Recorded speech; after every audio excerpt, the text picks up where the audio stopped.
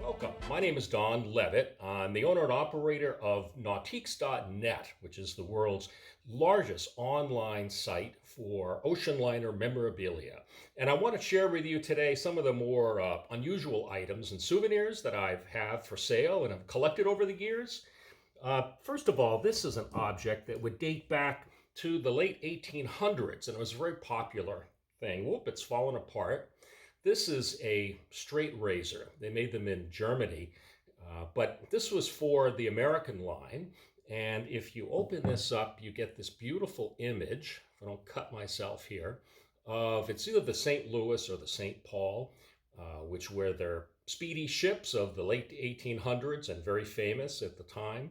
And I guess you would, use that and hopefully not cut yourself. Now, if you wanted a souvenir that was a little more relaxing, here's something from Holland America line, and it shows the Rotterdam of 1908 on it, and it's actually a souvenir pipe.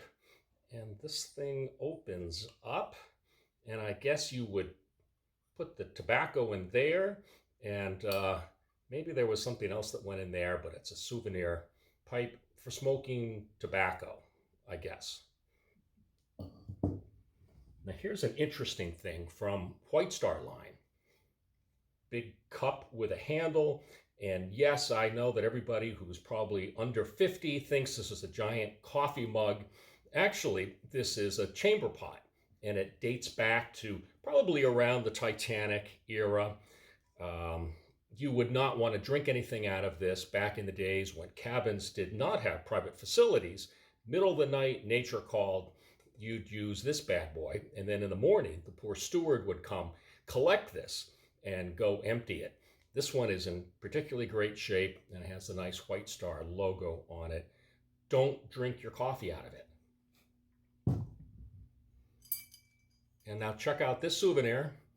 And no, it's not like a pea cup that goes into the chamber pot. This is actually from Hamburg America line, and it is silver plated. And this is actually a wine decanter. So you would have your crystal wine bottle underneath here, decanter bottle.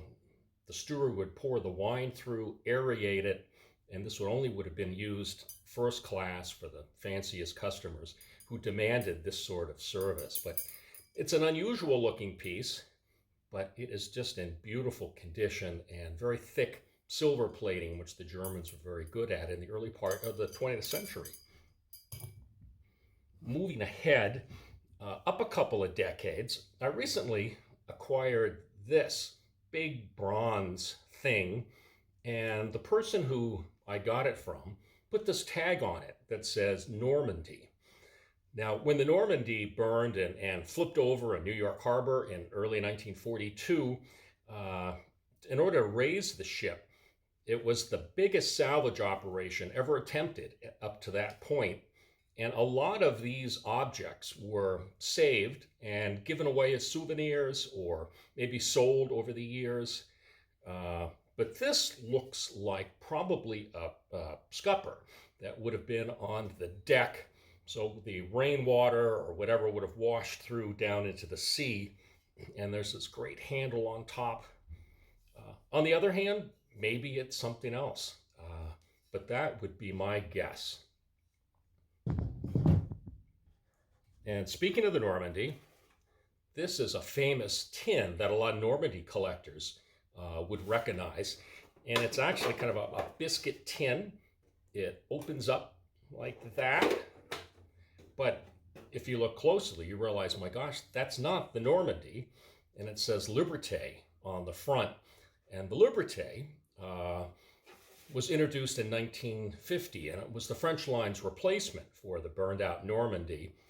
But if you look closely, this thing has all the Normandy features on it. It has the whalebone up on the bow, and then it has this wonderful zigzag area towards the back, which was the first class deck. And then in the middle, you can see there probably was another funnel there.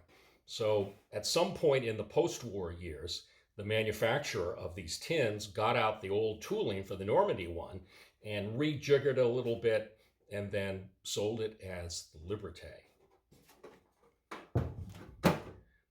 All All right, this thing is really bizarre. And if you're familiar with the history of the Queen Mary, when she went to Long Beach, there was a guy named Gene Darcy who bought dumpster loads of stuff off of the ship that they were just throwing away. And he sold lots of china and pictures, life rings, but he also got all this kind of bizarre stuff and he mounted it on these walnut plaques. I think he called them like what's its. And apparently somebody was intrigued with this. You see, it has a little label down here on the bottom, RMS Queen Mary. But two big bolts and a big spring. Uh, Maybe an engineering type would be attracted to this, but it definitely is one of the weirdest ones I've seen so far. Now here's a little favorite of mine.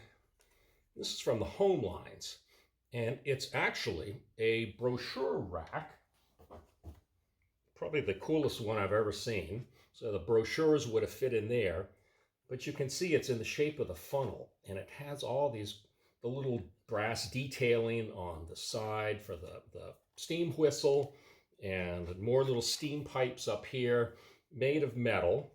And so some lucky travel agency had this in their display. And, what kid would not want one of these to play with? It's just a really cool item. And then moving ahead into the 1960s, this was a very popular item.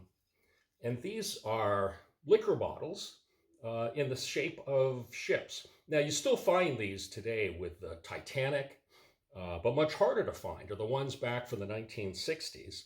This one is, of course, the beautiful France, and the liquor would have come through one of the funnels. The cork is missing there.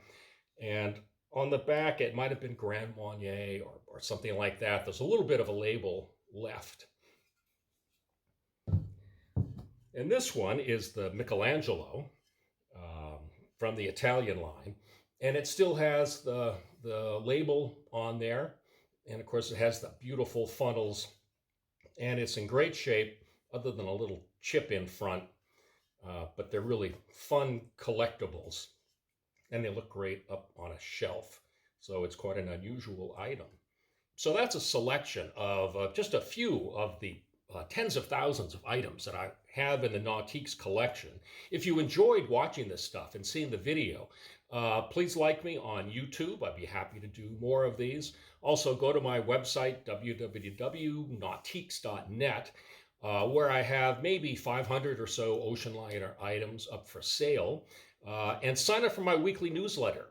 Every week I send out a newsletter that has maybe 25 to 30 of the latest ship items, and it goes to collectors all over the world.